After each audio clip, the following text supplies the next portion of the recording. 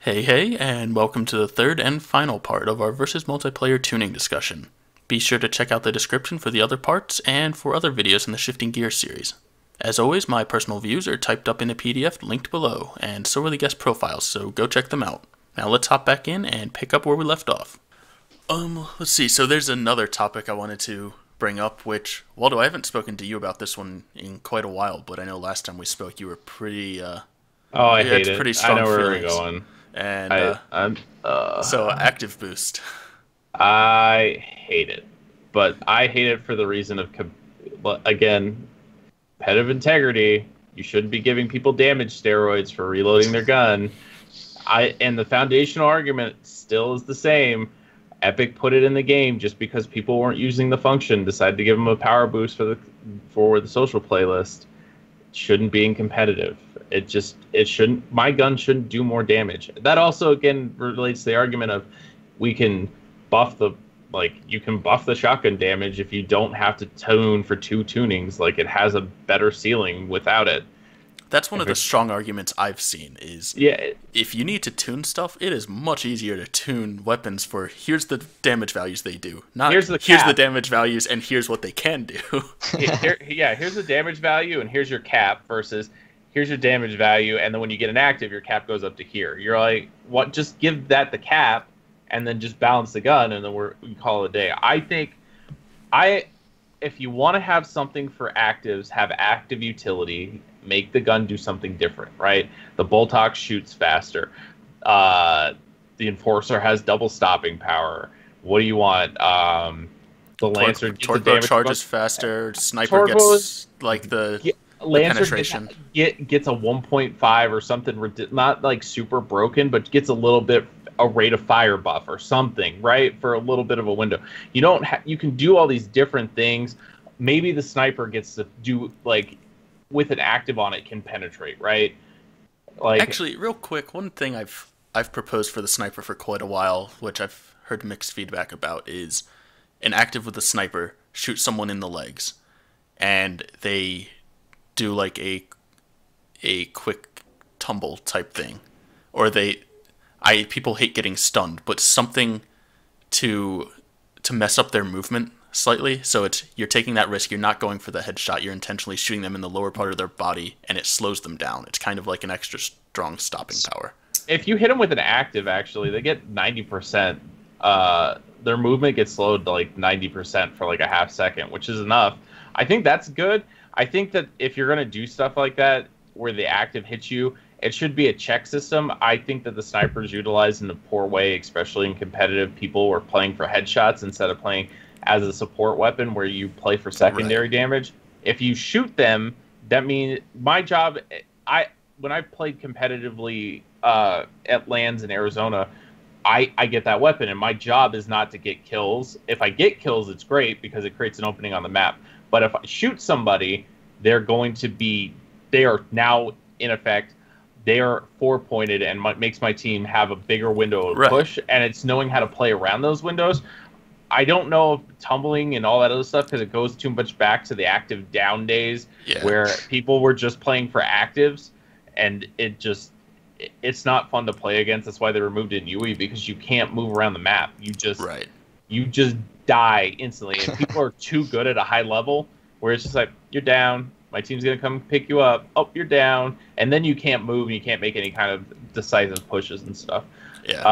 But like, back on the point, it's, if we can just balance out the guns, I'm okay with it. I'm okay with the guns having some kind of crazy utility that works because it's gears, because it's been in the game for so long. I'm not saying to get rid of the active component, but I'm saying the damage steroid, there should be no world where my gun, just because I reloaded it, gets extra damage from a balance standpoint. It's a flawed argument, and just because it's been there every game, I will take it back to the movement system. The movement system wasn't changed until we decided to do something about it. I think the actives are in the same ballpark. We're coming up, I am boldly predicting, I've said it like on Twitter, on streams, I think Halo 6 is getting announced this year and Gears is getting announced next year. Like, we've got a while left in it. This is a 2-year cycle. Like, they're on 3-year cycles now. We've got time if you want to make those changes, it's not a bad idea to make it so that the next game is tiers above where Gears 4 is, and just that we've understood the beast that was Gears from Epic to the Gears that we want it to be in the future, where it's a balanced game and there's not all these little nuanced things that you have to know that I've gotten active, I'm going to go try and get this little bit of extra damage to win this fight. Yeah. So, I guess, Brandon, let's hear your perspective on this, because I've talked to Chris about this a little bit before. I've talked to Waldo a lot, but I'm curious to see what your perspective is on the active boost. Well, actually, Waldo 100% nailed what I was actually thinking about the boost when it comes to active reloads. The power that you normally get from an active reload by simply clicking the right bumper on your controller, it's a little bit overkill in my opinion. And whenever you play with the competitive tuning, it can definitely feel a little bit one-sided and feel a little bit overpowered for absolutely no reason whatsoever. And I definitely like the fact of there being an active reload, which is perfect, successful, fail. And if you do a perfect reload, there are different ways that the weapon handles. Like for a sniper, I was thinking maybe the bullet is very slightly bigger, so it's slightly better to get headshots. And basically very... Now, right? I don't know if I don't remember. I haven't played with it enough to like know if the active around the hitbox is more responsive with it or without it. I haven't tested it, so I don't know. Anyways, yeah, that's basically it. Once again, Waldo 100% nailed what I was thinking about the boost and the active reload. So I'd be curious to hear from like anyone watching this video. Respond in the comments or hit me up on Twitter or wherever. I'm curious to hear from someone who's really adamant about keeping that damage boost in there, because I mean, if they exist, come and talk to me. We'll have a very long conversation. I'll buy you dinner. We'll sit down. I'll bring a whiteboard. Well, I haven't. I mean, in that case, I can play devil's advocate. I mean, Let's go, Chris. My actual position is I'm somewhere in between. I used to really hate them. I think like really your reward for hitting an active reload should just be having a faster reload than people. That in and of itself is a reward, you know. So there's your miss, you just did okay, and then you hit it perfect, and your gun is ready to go much faster. So you know you don't even necessarily have to have all these cool little things that the guns do, like fire faster. I don't absolutely hate active reloads now that they have it that you can pop it whenever you want, and then it has a cooldown. I remember when people used to pre-fire, that kind of bothered me. I thought that was silly, but now that people can kind of pop it whenever they want and it's on a cooldown, I feel like you could argue it adds this extra element that players have to kind of account for and decide when they're going to use it. It's something that everybody can use, so it's not. I don't think it necessarily favors one person over the other. It's just up to the player to decide when they want to use the active reload, when they think it's a favorable situation. I think that's the best argument you can give for keeping them. So I guess sort of talking about the mechanics, there's two aspects of the mechanics I wanted to bring up. And the first one is so let's say we're getting some sort of bonus, whether it be damage or mechanic based. Where should that active mark be placed? Do you think that it should be like some weapons have the active spot all the way to the right side of the thing instead of the left? So you can hit it right at the beginning and get that quick reload if you want, or you can wait a little bit longer and then get that mechanic boost. Do you think? I think it's in a weird spot just in general. They've never made it super challenging. In every Gears game, the Lancer, the shotgun, and the pistol have all been in the same spot. So you didn't change anything with how it works. It's because it's fundamental, and then some of the other weapons you can play with, and you just have to learn how to use it. But it's kind of like you're punishing players. Like they could get the reload, but if they wait another half second, they get the trade-off. I don't know. It's just a weird thing. Like if you're gonna do it, just make everything the same. I don't think it needs to be anything. It's a mini game. Just make the mini game the same for everybody and not try to make different elements where I have to anticipate. I have to remember that I have to wait another half second for wherever the other one is so that it will work. Like the window is the window for a reload. Just if you decide that it needs to be moved down further so that I can't clear a clip, active, and then clear another clip. Like that's where I see the issue. Well, real quickly, from a design standpoint, I think the specific different kinds of weapons have active reloading bars in terms of perfect, all that. They have them in different locations because it's sort of a design aspect and a standpoint where the character's doing the animation, they're reloading their gun, but right before the magazine goes into the slot, that's when you click it and then it becomes faster. I think that's for two reasons. And the first reason is because I think it was a little bit easier for the coalition to animate and make the speed a little bit quicker. And I think the second standpoint is to make it a little bit easier for people to reload because it relies a little bit on muscle and visual memory and be able to have a visual indicator of when to actually press a button.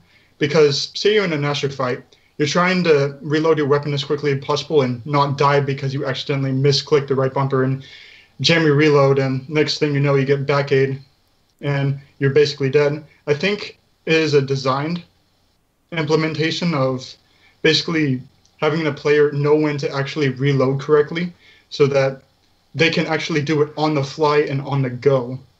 So yeah, I think it definitely needs to be consistent between the guns. Not necessarily at the same time. I don't think the timing needs to be exactly the same because some weapons you're going to reload slower than others. But I think the location of where that perfect active thing is should be consistent. There's a couple weapons in Gears 3, and I think there's a couple in Gears 4 as well, where the perfect thing is on the right side of the active reload area. Mm-hmm. The other mechanic thing I wanted to bring up is I forget what they're calling it, but the new active reload system they introduced in Gears 4. Where you don't need to fire your shots, you just get to press it and reload whenever you want, and it gets the full clip. I guess, Chris, you said you really like that aspect. Brandon, Waldo, what do you guys think of this system? Thank you to Gears 3 Competitive. That is why, or Gears 3 Competitive Play is the exact reason that exists. People were wasting shots, so they said, oh, well, we'll just allow you to do it any time. Then you realize during the beta that people were activating boom shots off the rip, and you're like, oh, that's not okay. An active boom shot, you can have 2 active boom shots, which makes that gun even stronger. Like, there's some trade-offs and stuff with it. I don't think it's a bad thing. They tried to do some kind of MOBA mechanics with it, where having a cooldown would fix the problem. I just, like, it's cool if you want to do a cooldown kind of thing, but the principle for it was to get extra damage. Again, fundamental problem. Just get rid of the active damage, and I'll be a happy camper. I'll never say anything about it again. I've really been good about not ranting about it because it always bothers me, but I just kind of let it go. I just like, I've already said it. So what about the fact that they have different systems between like Horde, campaign, and versus? How the system works? Yeah, that's a barrier to entry kind of thing. It really is. You just have to look at it as a. Do you think they should make it consistent? I would just make it consistent. I don't know why you would. That's a lot of extra work. You know what I'm saying? Like, why would you do? At least from a person who's played the game for 10 years, I would just be like, just make it the same. It's okay. Yeah. It doesn't have to be anything too crazy. You're just trying to balance out the way that the game works. There's other people that may be on the other side of the spectrum, but my personal opinion is, if everything is universal, there's no reason to have 12 different things trying to solve one problem. Just make it one, use it, and then make it so that the people coming from the campaign, if they go to the multiplayer, it's not that different. There's no weird barrier to entry of them trying to figure it out. Yeah. What about... So I guess one of the things Ryan brought up a lot at launch, or when the system was initially announced, is now you no longer need to guess whether or not someone has an active, or how many shots they have. If you see them get a reload, they probably have a full clip of actives. You just know when you get shot. You as soon as they shoot you, you have an idea if they have an active or not. Yeah. But in my mind, I don't care if that happens. Like, if they have an active and I don't have an active, that's not changing the situation. If I have to fight for an objective, I have to fight. So I'm fighting without an active because I have to. It doesn't matter. Like, it's too late at that point. Yeah, it's like, I'm already here. The identifier is okay, I guess. I can say from how I play escalation, off the rip, if we're talking about foundation, I'm the guy usually like third or fifth spawn. So my job is to either play in host pocket or play up on secondary and cap the home. So I pop my active as soon as I wrap around the first bend around where that fountain is, and then I just lay in shots as the person's running down because I can do it. Because why not? I'm going to try to get his active damage. My whole goal, though, is not to down the person. It's just to lay suppressive fire and get them red enough where they can't contest the push. And then my players have the opportunity to go for control. I did it to actually my friend, one of the observers, Cleaner. We were playing, and we played a match. I think we were playing 3v3, but every time I knew what he was going to do. And so I just counterplayed. I knew where he was going to go, and as soon as I posted, I just laid down the fire and then waited for my active to come back up and then traded back so that his position, he was locked in where he was. Like, you can't leave. You're red enough where you have to either stay in cover or you have to go, and you're not going, so you're going to stay where you're at. And as soon as you pop up to try to challenge me, you're going to be in the same situation. Yeah. Let's see. Anyone else have anything to add about the active reload mechanics? When it comes to the active reload and having the system, once again, I don't know the name of it. It's, the system that basically whenever you reload out of spawn, you can have preactives. In my opinion, it's definitely a good design, but I initially thought the problem sort of eliminated itself because people normally fired shots in Gears of War 3 to get the damage boost, but then say if the Coalition actually implemented the feature of actually removing the power buff and utilizing basically just having the weapon have different values rather than having a higher damage, that basically eliminate the problem. Why would you waste ammo to basically have a weapon that maybe would handle just a little bit better? Because if you use up all your ammo, you basically lose your weapon for close range engagements, and you'll either have to resort to a Lancer or Hammer Burst. And if it's close range, you're basically screwed. And basically, in that essence, I definitely like what they were going with the system.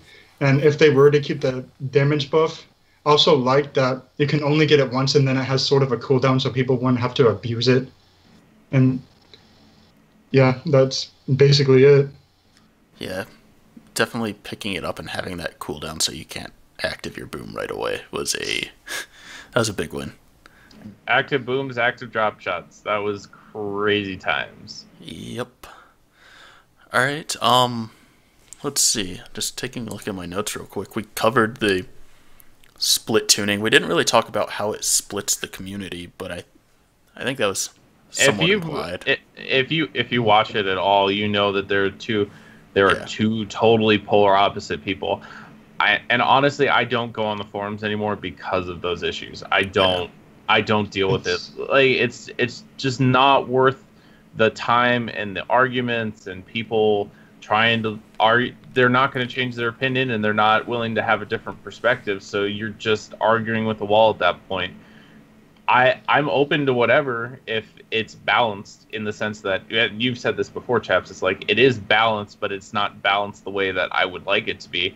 But again, when I'm arguing for balance overall, so that everything works in a fundamental way. That if it's a 50-50 fight and it just comes down to how the players play it, which I think is a better, overall environment for that. But yeah, it's definitely, I don't know, the community's super split on this. I don't know how the solution's solved. We kind of gave some good points about how we can get around it, so that would be cool. Either way, I'm happy if we go to universal tuning, or if we do a health change or something that's out of the blue that we haven't talked about.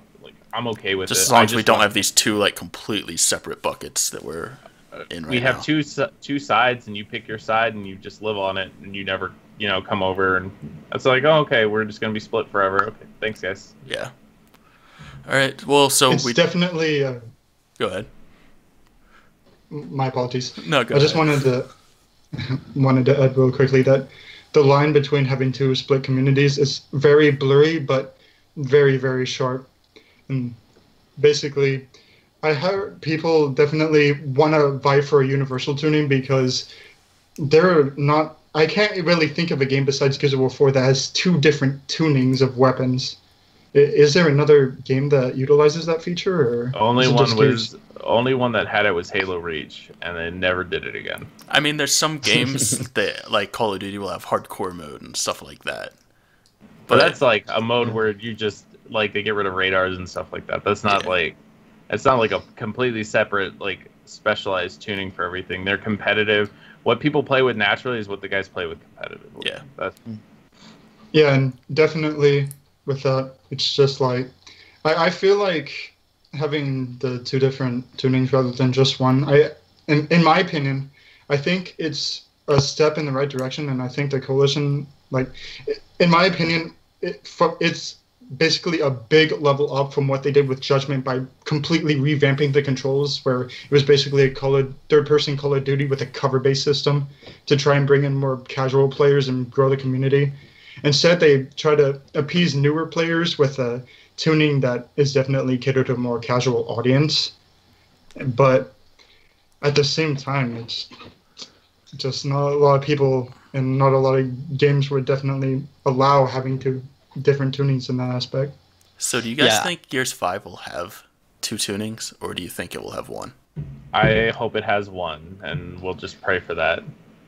And with that, pretty sure it's going to have one. No worries. I was going to say pretty sure it's going to have one. And honestly, yeah, like universal tuning is the only way to go. Players in my opinion, players like me aren't playing TDM, Dodgeball, King of the Hill, because it's frustrating to go and learn a different set of guns. And I bet you the same is true of core players who aren't playing Execution and Escalation. And it's too bad because I enjoy those game types, and I'm sure people enjoy Execution, Escalation, but you just almost can't be bothered as a player who goes to hop on to play for an hour or two to, force yourself to learn two different sets of things. So I personally don't think the Coalition went in the right direction with introducing two, and I'm crossing my fingers that they introduce a universal weapon tuning for the 5th. Yeah, definitely, and it definitely props to the Coalition for like experimenting with this. Now they know that it doesn't work, and now they know what the community wants. And also, I don't really think there needs to be a split tuning for two different groups of people, because there's also the elo system. You have people less experienced with the weapons, then they're going to get a lower elo like bronze or silver and be able to play with other people. So that's sort of just eliminating the problem. And hopefully the Coalition definitely learns. They definitely went in the correct direction of trying to appease both the new and the old communities that still play this game. And I hope they definitely take that into consideration. Yeah. Once again, fingers crossed for everyone here that they do put a universal tuning for Gears 5. Yep. So we covered split tuning, a little bit on the split community that it causes, active reload buffs, and loadouts. Is there any other weapon tuning related stuff that you guys think we should cover? I think that covers it all for me that I can think of. Yeah. All right. Well, I mean, that's pretty good. So that covers all the topics I wanted to hit on. We'll start to wrap up here in a minute. Let's go around the room one more time, same order. So I think, Chris, we started with you.